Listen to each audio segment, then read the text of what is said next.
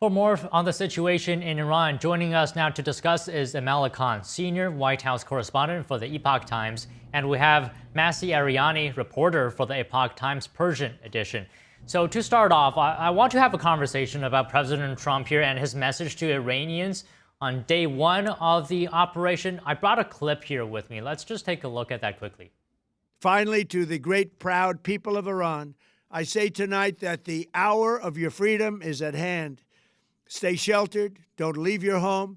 It's very dangerous outside. Bombs will be dropping everywhere. When we are finished, take over your government. It will be yours to take. This will be probably your only chance for generations. So, Emel, Trump says freedom is at hand. What does he want for the Iranian people? Don, thanks for having me. It's great to see you.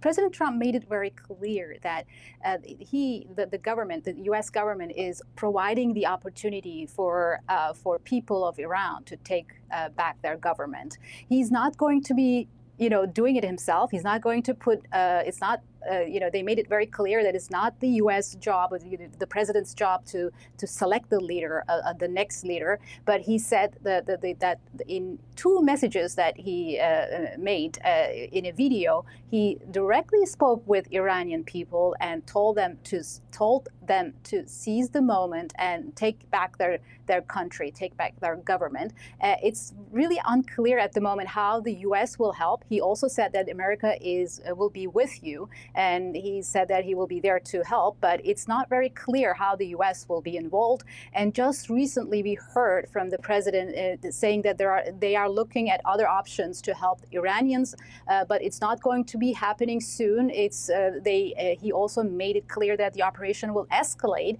and so he warned Iranians to stay sheltered at this moment. But then he also asked them to seize the moment when the operation ends. All right, Masih, let me go to you now. What do you know whether if the president's message is resonating with Iranians inside Iran? Hi, Don. Thanks for having me.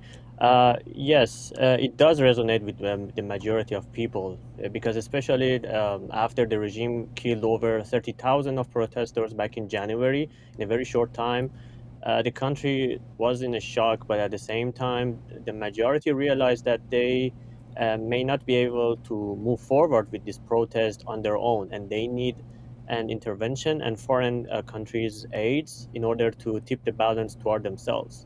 Also, after that, the protest and the situation kind of went into a place of no return. So the lines were crossed for people, and they realized that there is no future with this regime for them except like misery.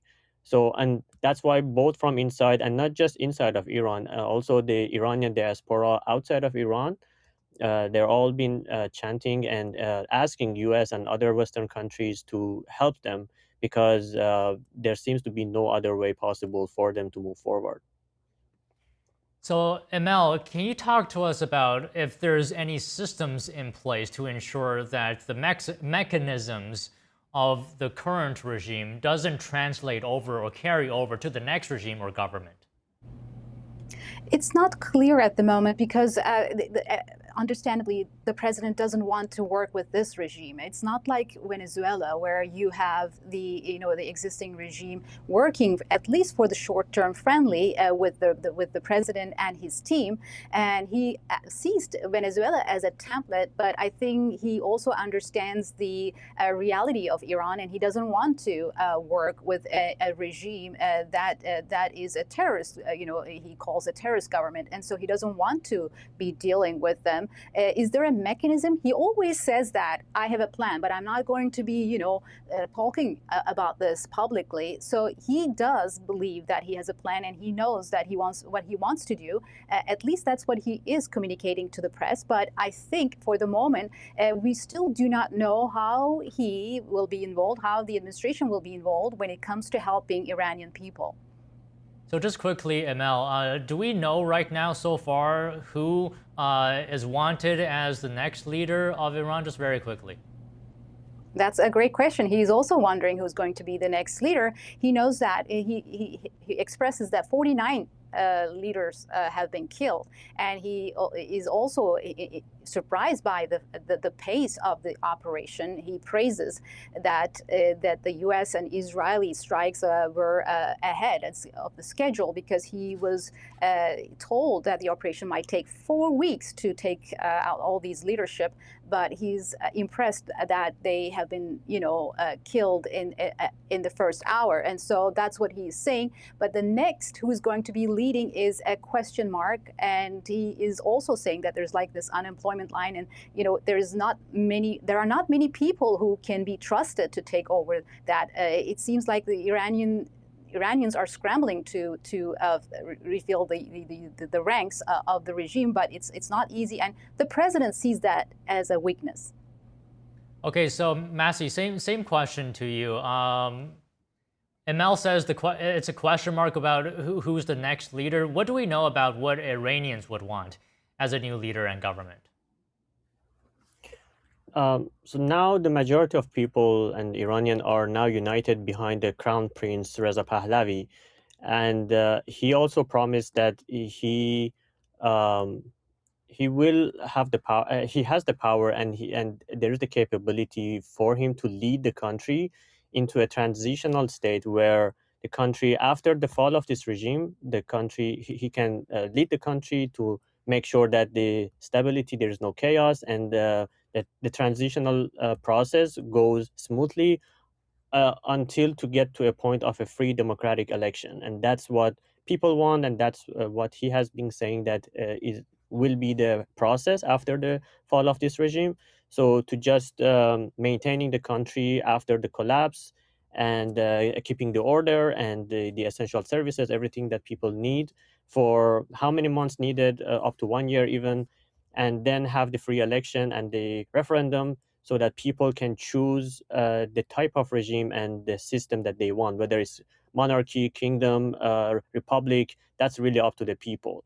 So for many people, they may want him as the next leader, but for now, the talks are not about who will the leader be. Then now the focus is to make sure this regime goes, and then the transition and the process will take place until a referendum, and then people will choose what and who they want. Okay, let's go to a new topic here. Emel, the administration is saying this isn't a forever war. The president gave a projected timeline of 4 to 5 weeks. What is the administration doing to ensure Americans see it as reasonable, necessary, and just? Because it may be easy for some Americans to wonder, why are we doing this? That's correct. And I think that's why we're seeing the administration officials are making, today we saw Secretary Hegseth giving a press briefing about the operation, and the president has been speaking about it. He's issuing video messages and also speaking directly to reporters on the phone. And he's trying to explain why this operation is needed, and why it's important to have this preemptive strike, because they have framed this as a preemptive, strike to avoid, escalation or avoid first attack from Iran. And they made the case that it's important to eliminate this threat. And I think the president sees that this is an opportunity for the administration at the moment, because they see that Iran has been weakened, as well as Hezbollah, its proxies in the region. This is a very weak moment for them. And I think that's why the administration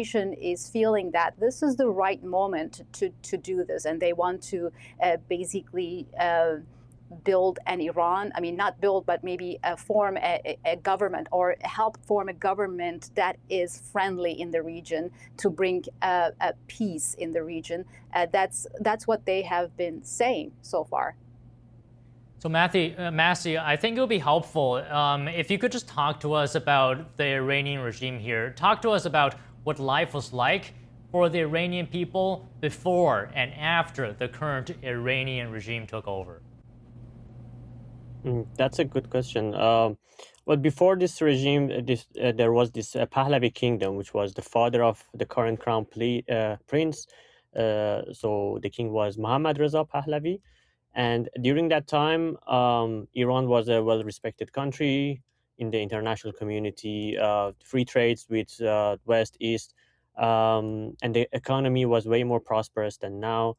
And also, Iran has a significant geopolitical situation, and it has been the case for thousands of years, where Iran has been the kind of one of the main hubs of connecting East to the West. So it also plays a big role in this and for the safety of the region. And Iran was one of the main allies of U.S. back then in the region and bringing safety and stability in the region and freedom. And there was freedom. Way more. But now after this regime took over, they try to replace the whole identity and culture of Iran, which was for thousands of years, with their own radical Marxist Islamist culture and identity, which was not something that people could have or could take. And the freedom was gone over this radical rules. And then also because they had this like jihad philosophy in a way, the country got isolated more and more over decades, and only they could rely heavily on other dictatorship countries such as China or Russia to have like economical ties and relation with. And also, in many cases, Iran's current regime is following the steps of the Chinese Communist Party. So there's one state, and Iran is also being run by this IRGC, the Revolutionary Guard. And for people to grow a business and have like free opportunities is almost impossible. If you grow or if you want to grow either economically or in any way, you have to become part of the system, or else they won't allow you to. So there's oppression in many ways, even for how you wear, how for women to wear outside. In every aspect of life, people are being controlled and micromanaged in a very severe way. And so this regime, as I said, closely being following CCP in terms of controlling the country, but in an Islamic way. Okay, thanks for explaining that. Now, Emel, we're seeing responses from different Middle East nations, as you're aware, to this war. One of those countries is Turkey. What can you tell us about Turkey and how it fits into the picture? Yes, Turkey is a neighbors Iran, and it's a close ally of Iran and U.S. as well. So it's in the middle, and we also know that Turkey is a NATO ally, and it has American base. It's the only American base that hasn't been hit yet. It's in Adana. It's one of the largest cities in Turkey near Adana. It's called Incirlik American Air Base, but it's also NATO base. And there's also one in the center of Turkey. It's another NATO air base. And Iran might strike these two facilities, but I think it will be a big gamble. That's what people are saying in Washington. I think they don't want to, I think Turkey doesn't want to deal with Iran, and Iran doesn't want to deal with Turkey. That's my understanding. But also today, Turkish President Recep Tayyip Erdogan made a speech where he harshly criticized the United States and Israel again because of this operation, and he said that Turkey is ready to broker peace, and he criticized it. He didn't condemn the operation, but he said that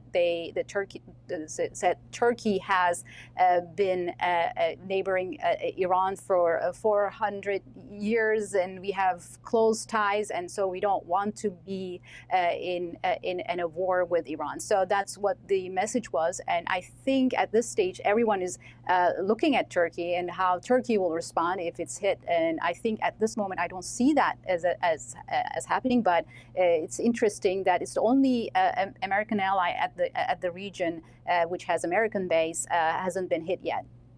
Okay, we'll keep a lookout on that. But Masih, just one final question here. You know, there's concern about Iranian sleeper cells in the U.S.